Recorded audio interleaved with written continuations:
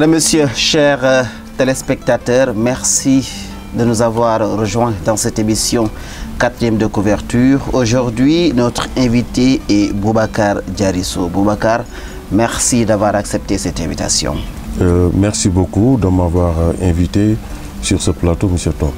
C'est un plaisir. Boubacar Diarisso est l'auteur de l'ouvrage Le Sceau de l'honneur, publié aux éditions L'Harmattan Sénégal, un roman.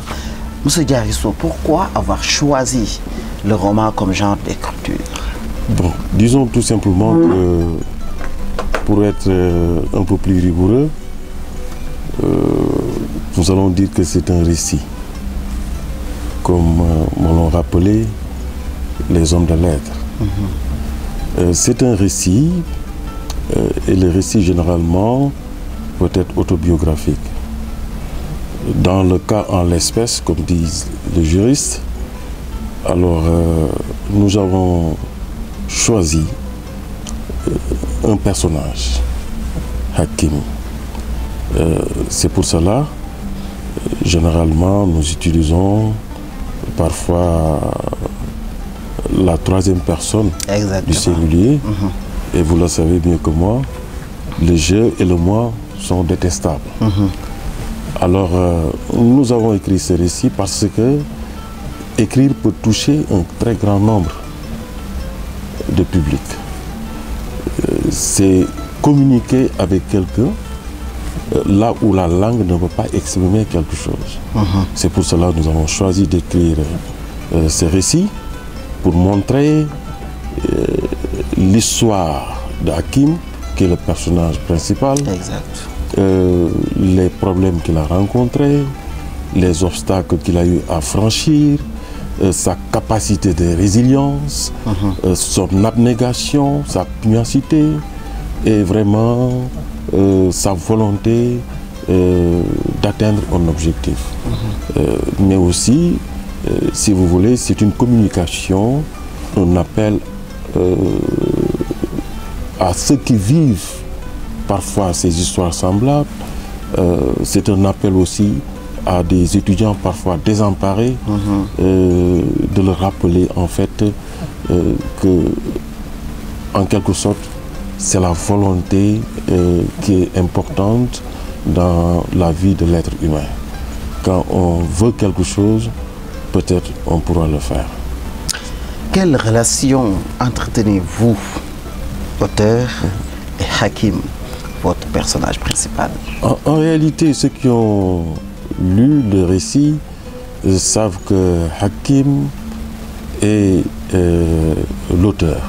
Parce que l'auteur, il est témoin et acteur. Ce qui fait que l'auteur raconte la vie de Hakim. Parce que si l'auteur avait commencé à dire je, en utilisant toujours la première personne du singulier, ce ne serait pas certainement très intéressant. Exactement. Donc, en quelque sorte, l'auteur raconte sa vie à travers le personnage d'Hakim.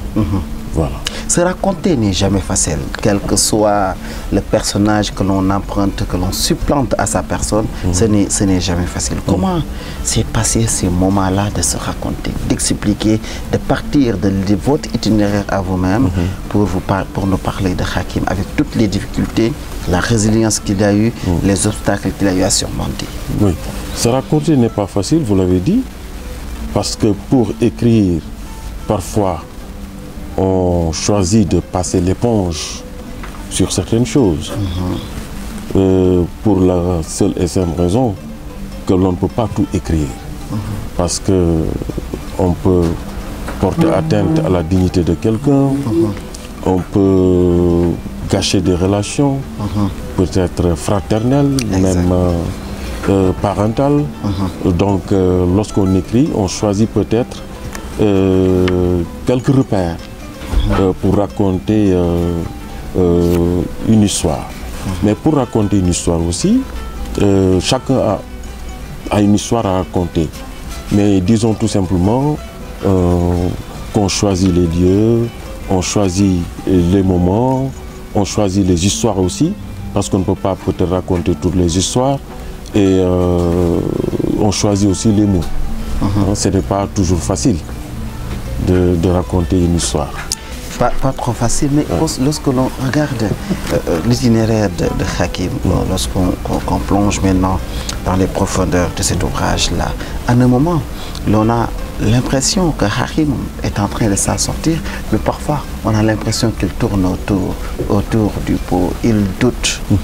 Qu'est-ce qui explique ce choix de faire porter ce chapeau-là à Hakim, d'autant plus que, certes, ça permet au lecteur de comprendre que la vie n'est pas toujours rectiligne, n'est pas un long fleuve tranquille, mais également les difficultés ont été quelque peu très épineuses vis-à-vis de Hakim. Oui, en réalité, Hakim n'a pas connu un chemin linéaire. Sa vie n'a pas été facile pour la seule et simple raison qu'il a lui-même été responsable de certains actes, de certains faits. Exact. Parce que Hakim n'était pas inintelligent, mais il n'avait pas un problème de niveau de compréhension même de la matière juridique. Exact. Mais c'est quelqu'un qui était inconscient, qui avait cessé ses études et qui voulait tout simplement voyager parce que c'était à la mode. Exact. Et il était dans un club d'anglais avec des amis qui étaient au département d'anglais, qui avaient bénéficié d'un programme ICCP pour aller aux États-Unis. Lui aussi, il voulait aller aux États-Unis, faire un MBA. En ce moment-là, c'était vraiment à la mode. Et bon, malheureusement, il n'a pas pu partir. Il n'a pas pu partir et il a laissé tomber ses études. Donc, il était dans des moments de doute. D'abord de doute, mais aussi de révolte. De révolte par rapport à un ordre divin. Parce qu'il se disait, mais est-ce qu'il y a une justice?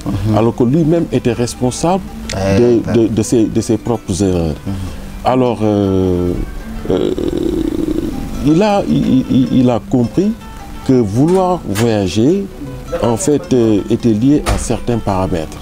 Donc, quand il a échoué, n'est-ce pas, dans ce domaine, il a voulu revenir en arrière, reprendre ses études, mais au moment de reprendre ses études, il s'est inscrit, mais au moment de vouloir faire les examens, on invalide l'année parce que tout simplement, des dirigeants de la coordination des étudiants étaient en fait influencés par des leaders politiques. L'année a été invalidée, exact. Il était en position de cartouche, donc là, il a cartouché, comme on dit dans le jargon universitaire. Comme le raconte l'auteur, ce n'est jamais facile de justifier un échec. Mais de toute façon, il faut l'assumer. Mais Hakim sait qu'il n'avait pas de problème de compréhension de la matière juridique. Bon, maintenant qu'on a invalidé l'année, il était là devant un autre problème. Il n'arrivait plus à apprendre, à continuer ses études, mais il fallait faire quelque chose. Exact. Mais par la force des choses, un de ses frères, qui d'ailleurs est son ami, l'a aidé à reprendre ses études dans une université privée. Alors, j'ai oublié de vous dire que certainement il a connu une certaine deverne, c'est-à-dire une malchance persistante. Mais quand même, il a toujours cru qu'il pouvait s'en sortir. Et quand il a repris ses études, il a quand même pu avoir sa maîtrise. Et après avoir eu sa maîtrise, il a voulu retenter ou tenter encore de nouveau de voyager. Il y tenait. Et il y tenait. Malheureusement, l'université qui était à Genève lui sert une réponse comme quoi leur université privée n'était pas sur leur tablette des universités reconnues. Là aussi, il était révolté de voir que les autorités universitaires, en tout cas de cette université privée, n'avaient pas pris le soin de labelliser les diplômes. Exactement. Parce qu'en fait, c'était les mêmes cours avec les étudiants de l'université de Dakar.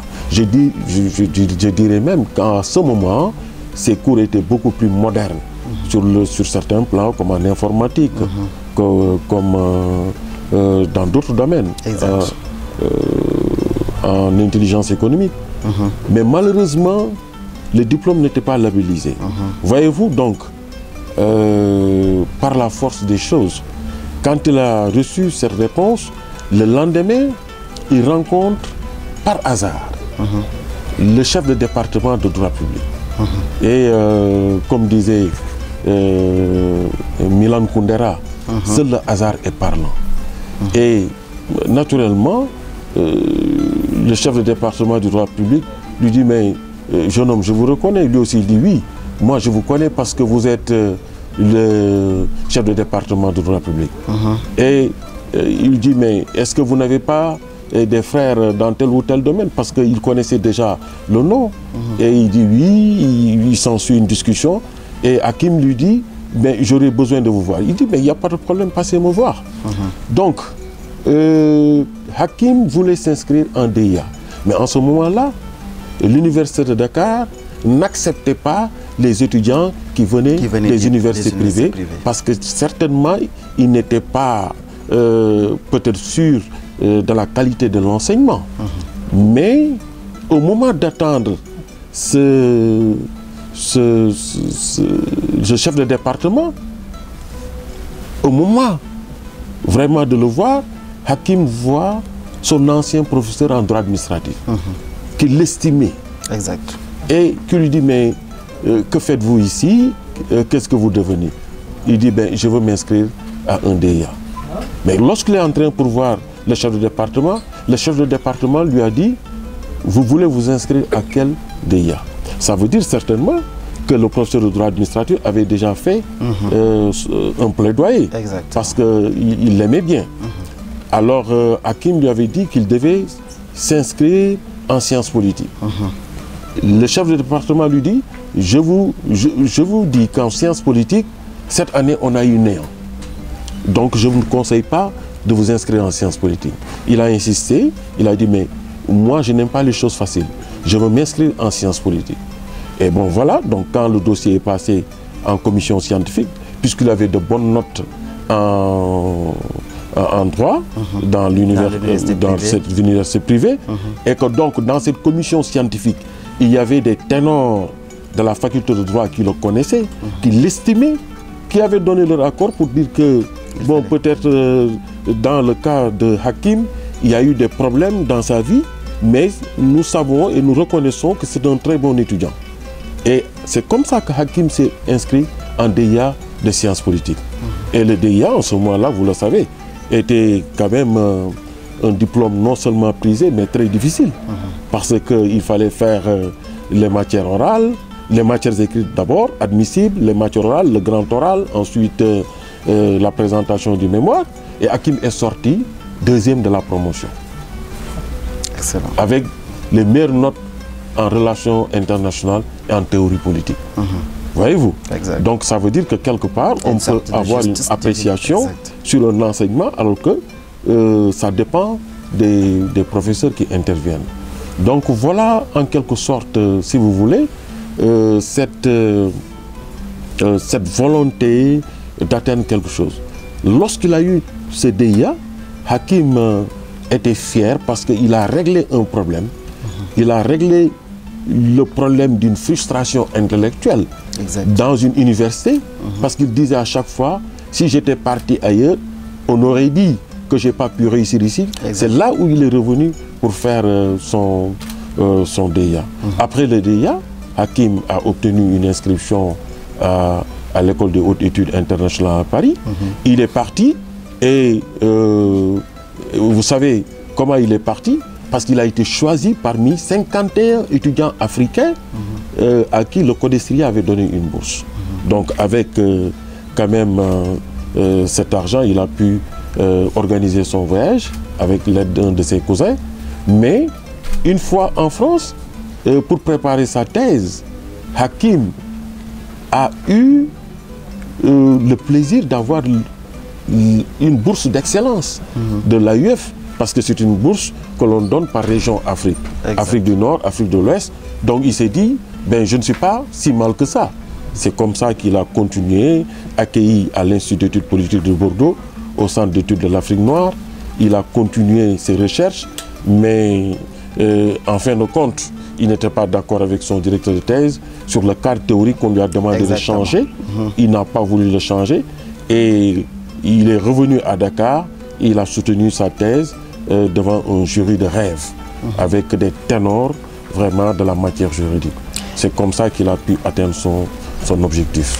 En toile de fond, le parcours de Hakim montre la persévérance, l'endurance, en dépit de toutes les difficultés, en dépit de toutes les frustrations, en dépit quelque sorte, certes, d'une certaine injustice, mais comme vous l'avez dit tantôt, peut-être en un moment d'une immaturité, quand même, Hakim a su se relever et sortir la tête de l'eau. Aujourd'hui, il y a combien de Hakim dans ce pays-là, peut-être qu'ils n'ont pas pu réussir cela par défaut de persévérance, par défaut d'endurance, mais qu'est-ce qui a été la clé de voûte de la réussite de Hakim? Peut-être c'est son éducation, parce que Hakim a perdu son père à l'âge de 6 ans et qu'il a été élevé par sa mère, et il explique une mère qui a joué le rôle de mère, mais aussi qui a été comme un père et qui a forgé en lui certaines valeurs, des valeurs de respect, mais sa mère lui rappelait à chaque fois que la vie n'était pas facile. Donc sa mère l'encourageait quand il y avait des échecs, mais aussi le félicitait quand il réussissait quelque chose. Donc je pense que c'est ce qui l'a aidé, avec aussi parfois des discussions avec certaines personnes, certains de ses amis,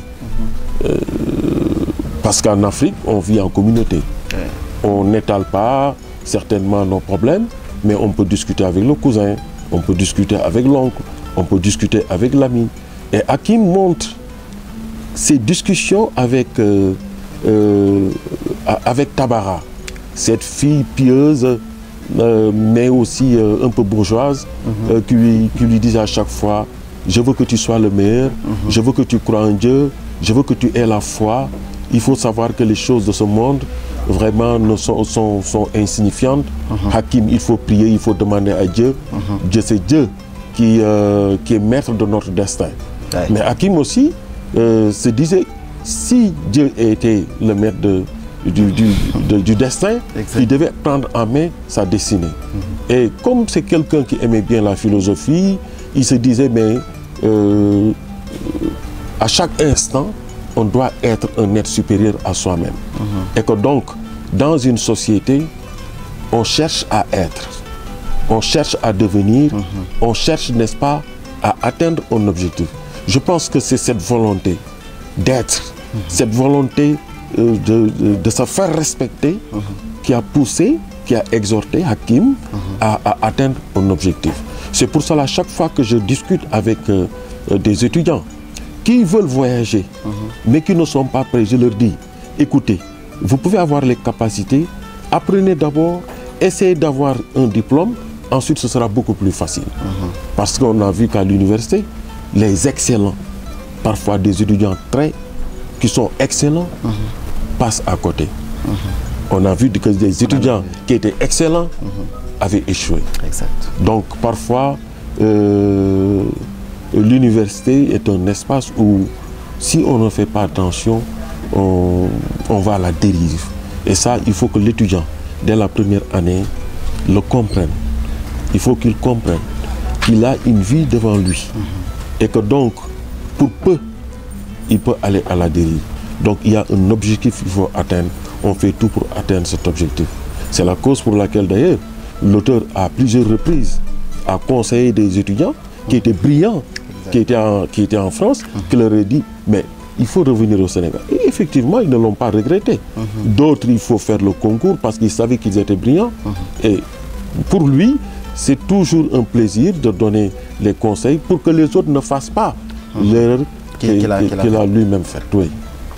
Je rappelle juste que, chers téléspectateurs, notre invité est Boubacar Diarissou. Il est aujourd'hui docteur en sciences politiques et diplômé de l'école des hautes études internationales et politiques de Paris, enseignant consultant en gouvernance publique. Docteur Diarissou a été chargé de cours dans les grandes écoles de Dakar, Subdeco, IAM, UKO, BEM, ESM et CESTI. Il a participé à 3 missions de maintien de la paix avec les Nations Unies comme chargé de sensibilisation et formation en Centrafrique et en République démocratique du Congo. Monsieur Diarisso, lorsque l'on regarde l'itinéraire de Hakim, après tout, toute personne a un destin. Certes, il y aura des difficultés. N'y a-t-il pas une sorte de Medivine, en dépit de tous les sacrifices qu'une personne peut faire, mais qui est au contrôle et qui peut-être téléguide le choix de l'être humain? Vous voulez parler de ce grand horloger? Exactement. Oui. Ce grand horloger, donc Dieu. Là, on est dans le domaine de la métaphysique. Exact. Mais c'est une question de croyance. On croit ou on ne croit pas. Lorsqu'on croit, on a la foi. Mais comme vous le savez, comme disait Pascal, la foi ne se prouve pas. La foi s'éprouve. Mais oui, lorsqu'on voit tout cela, on peut dire qu'il y a un grand horloger qui, en quelque sorte, règle le destin des êtres humains. Mais cela est compréhensible pour le religieux. Il y a donc ce grand horloger qui est l'inconditionné et le conditionnant total. Celui qui règle la vie des hommes. C'est l'omniscient, l'omnipotent, l'immanent et le transcendant au monde, celui qui façonne les êtres humains. Mais lorsqu'on est dans ce domaine, on ne peut plus peut-être raisonner autrement. Parce qu'on est dans le domaine de la religion. Et dans le domaine de la religion, il y a un principe. C'est que dans la religion, il y a une affirmation d'autorité. On ne croit ou on ne croit pas. Exactement. Donc, bon, en tant que croyant, je me dis, oui, certainement, il y a ce grand horloger aussi qui nous a aidés à atteindre certains objectifs. Et pourtant, l'homme parfois n'est jamais satisfait. Parce que, comme j'ai dit tout le temps, il est un être des lointains. Parce qu'il est pris dans le projet, dans l'avenir, comme disait Heidegger. Merci beaucoup, M. Diarisso. On me signale que c'est la fin de l'émission. Très honoré d'avoir partagé ces moments avec vous. Mais je vous remercie de m'avoir fait le plaisir et l'honneur de m'inviter sur ce plateau. Je remercie aussi l'Harmattan qui a bien voulu éditer mon récit. Ce qui sort du cœur va directement à un autre. C'est l'une des plus belles émissions que nous avons eu à faire. En tout cas, merci d'avoir répondu à notre invitation, Madame, Messieurs, chers téléspectateurs. Ce livre est disponible aux éditions L'Harmattan Sénégal. Boubacar Diarisso, le sceau de l'honneur. Merci d'avoir suivi cette émission et à la prochaine.